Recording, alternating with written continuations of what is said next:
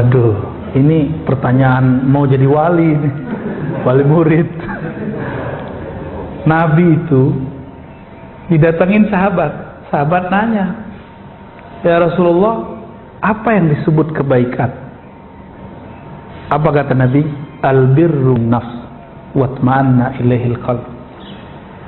Nabi kasih indikator, Nabi nggak kasih definisi. Jadi orang Arab itu bukan bangsa yang mendefinisikan masalah, tapi bangsa yang baca indikator-indikator. Maka Nabi itu kalau ada apa aja dikasih contoh. Semuanya contoh. Biar gampang. Kalau definisi cukup di kampus. Dulu belum ada kampus, Pak. Apa kata Nabi? Kebaikan itu, kebenaran itu sesuatu yang membuat jiwamu tidak bergejolak, hatimu tidak galau. Tapi kalau bikin kita bergejolak, emosional, nah itu kan berarti nggak itma'annat ilaihin nafs. Jiwanya nggak bener, karena gampang emosi. Orang bener itu nggak emosional, Pak. Orang bener nggak ada yang emosional, karena dia tahu dia bener, ngapain dia emosional. Orang yang emosional itu karena dia merasa kebenaran dia masih nanggung, terus mau direbut orang, mau dibatalin orang. Tapi orang yang tahu dia sudah benar, dia biasa aja, santai aja. Maka Nabi Muhammad SAW waktu sudah nyampe di Hudaybiyah, bentar lagi nyampe di Mekah, cuma 15 kilo lagi. Tahu-tahu ditahan, dibuat MOU 10 tahun lagi baru boleh masuk. Umar udah ngamuk-ngamuk.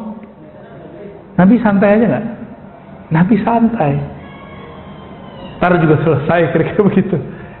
Nabi itu bergeraknya dengan kolbu, karena kolbu itu langsung di-guidance oleh Allah Subhanahu Wa Taala.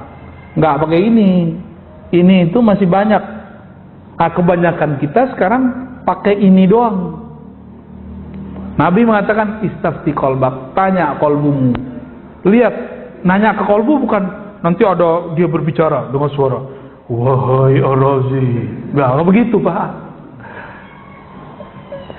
Lihat dia berbicara, bagaimana bicaranya jiwa? Jiwa akan gelisah, berarti dia nggak nyaman. Nah itu namanya, mintalah fatwa ke dalam jiwamu. Kalau dia gelisah, berarti ada yang nggak beres. Tanya ke kolbu, was-was. Oh berarti ada yang nggak beres lagi. Kira-kira begitu, nah, berdialog dengan diri. Bapak kalau jago gitu, jadi waliullah, Pak, bener. Serius, saya bukan main-main. Ini ilmu kewalian yang diturunkan Nabi ke sahabat. Wali begitu ilmunya. Cuma kan kita nggak melatih itu, Pak, bener nggak? Saya nggak ngelatih itu, Bapak nggak ngelatih itu. Udah ustaz udah nggak ngelatih, jamaahnya apa lagi? Akhirnya jamaahnya sama dengan ustadznya. Ustadznya emosi, jamaahnya emosi, ya lengkap sudah. Itu, Pak, ya. Gimana, Pak? Ada yang mau dibacain? Surat cinta bukan? Pas surat benci? Oke, fadal. Dari Madura. Assalamualaikum, saya Muhammad Rudi, Madura Darul. Apakah ada makhluk Allah yang bergerak diam bersamaan selain Allah? Mohon jawabannya ya. Itu pertanyaan harus dibenerin. Bergerak kok diem? Itu secara ilmu logika udah nggak masuk. Ya, harus dilurusin dulu. Dalam ilmu mantik ini kan gramatikal berpikir. Gerak itu sekaligus bisa diam nggak? Gerak, diam ya diam. Dah, jadi pertanyaannya dilurusin dulu deh. Ya. Yang kedua, di tafsir Quran Allah ada menyebut dirinya aku dan kami. Itu yang nanya siapa tuh? Eksi tidak Allah yang aku, ada Allah yang kami gitu ya. Saya mengatakan tafsir itu masalah dalam hal apakah Allah menyebut dirinya aku dan kapan kami. Coba perhatiin ya. Ini ayat yang paling senang saya baca. Dari dulu, dari kecil saya suka baca ayat ini. Surat Toha ayat 14. Malam tadi juga kayaknya saya baca ayat ini. Wahai Musa, kata Allah, la ilaha illa ana. Innani anallah la ilaha illa ana. Sesungguhnya akulah Allah. Innani, ya itu ada innani, itu ada ya pada situ. Sesungguhnya aku. Diulang lagi, anallah, akulah Allah. Jadi Allah itu kalau menyebut aku berarti ada keperkasaan di situ.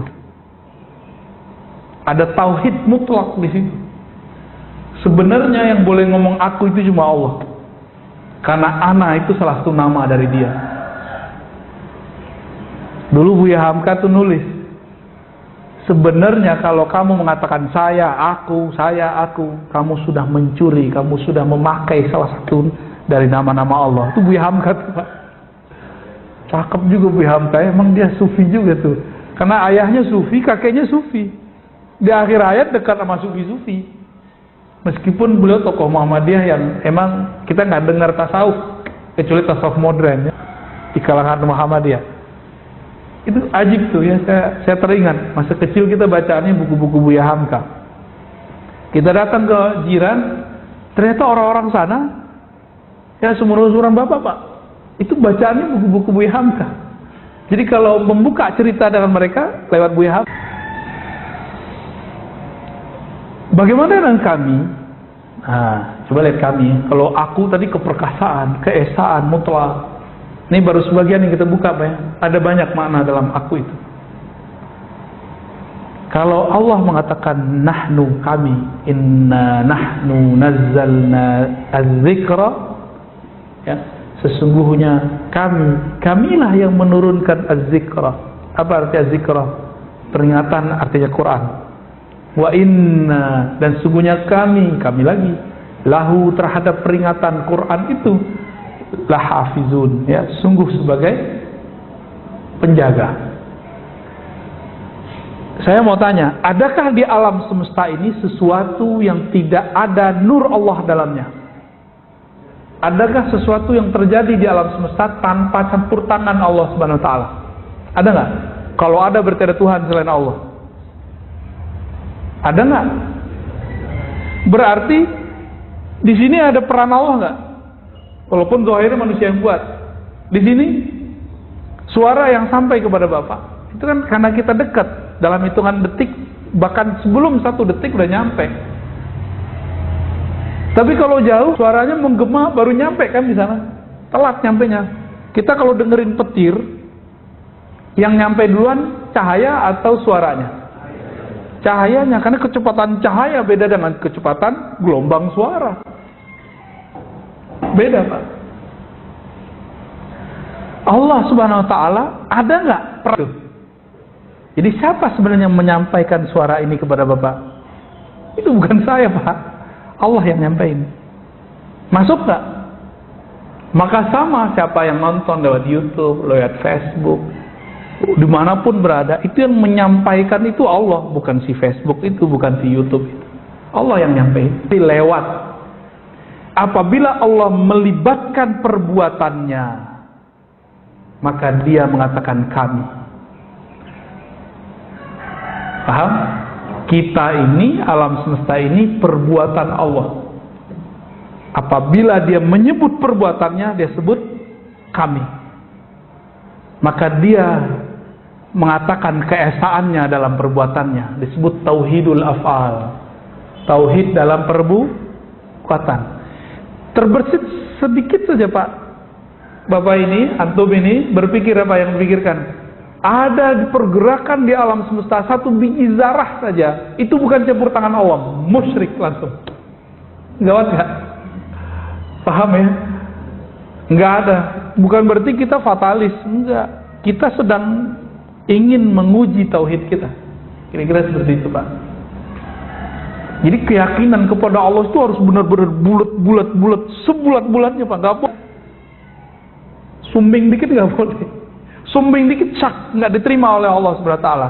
Maka niatkan kita ngaji ini memantapkan keyakinan itu. Yang keyakinan ini Bapak nggak dapat dengan sholat 1000 rakaat. Itu maksudnya tafakkur sesaat lebih afdol daripada ibadah 1000 tahun, ibadah setahun. Kenapa?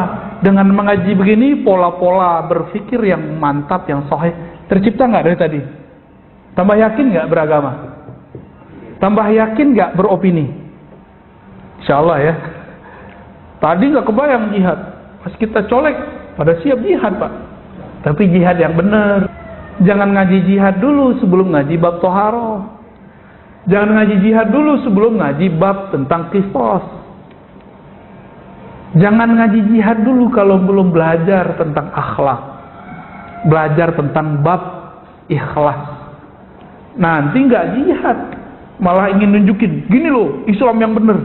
Allah nggak perlu digitu-gituin, Pak. Agama Allah nggak perlu begitu. Betul ada ayat intan surullah yaskum. Jika engkau menolong Allah, Allah tolong kamu. Emang Allah butuh ditolong? Ini Allah lagi ngapain nih? Nguji kita. Kita GR kan nih? Intan suruh kalau bagi saya terjemahannya bukan itu. Jika engkau berkorban untuk Allah, itu yang benar terjemahannya, maka Allah akan membantumu. Udah banyak belum korban buat Allah? Belum ya? Belum. Gimana mau dibantu Allah kan? Gimana kolbunya belum bisa merasakan khusyuk? Gimana mau merasakan nikmat tahajud? Gimana mau bisa merasakan la ilaha illallah itu bergetar di kolbu? Gak bisa. Karena gak ada pengorbanan. Ini yang datang pagi ini sudah berkorban berarti. Mengorbankan rasa was-was. Benar? Bagus itu Pak, sembelih itu rasa was-was. Orang yang gak mau keluar-keluar rumah, gak mau ngaji ke masjid, itu lebih rentan kena nanti. Karena ada was-was ini bahaya. Bapak udah dapat imunitas ini. Imunitas sosial. Was-wasnya terhilang.